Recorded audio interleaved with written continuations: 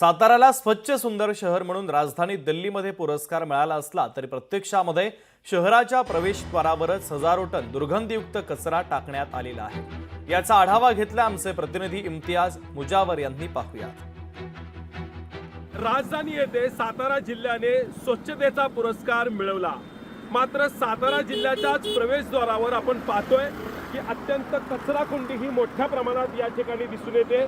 ही कचराकुंडी आणि या ठिकाणी आल्यानंतर साताऱ्याच्या मुख्य महामार्गाच्या प्रवेशद्वारावरच अशा पद्धतीने ह्या कचराकुंडी बघितल्यानंतर प्रत्येक जण वाहनामध्ये येताना जाताना नाकावर हात ठेवून गेल्याशिवाय राहत नाही। याच संदर्भामध्ये आपण थेट नागरिकांशी संवाद साधणार आहोत। या सर्व्हिस रोडवरती खूप अशी दयनीय अवस्था होत आहे नागरिकांची जाता येता, आणि खरं तर ॲक्च्युली हे खूप असं त्रासदायक होतं लोकांना।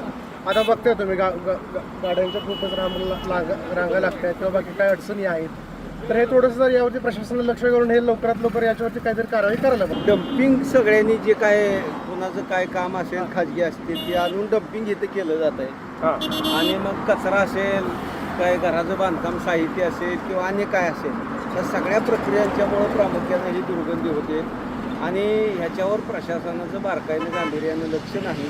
सगळी जी गहाणं इथली सगळी ह्या ठिकाणी पडली आहे, मग ह्या सगळ्या तिथं दुर्गंध। आणि किती दिवस झालं आम्ही याच्यावर आम्ही वाडी ग्रामस्थ असतील, वाडी ग्रामस्थ असतील, ग्रामपंचायत मेंबर्स असतील, आम्ही ह्याच्या सांगण्याचा प्रयत्न केला, पण इथं कोणीही त्यात दखल घेत नाही। कॅमेरामन वसीमचा इम्तियाज मुजावर, लोकशाही मराठी, सातारा।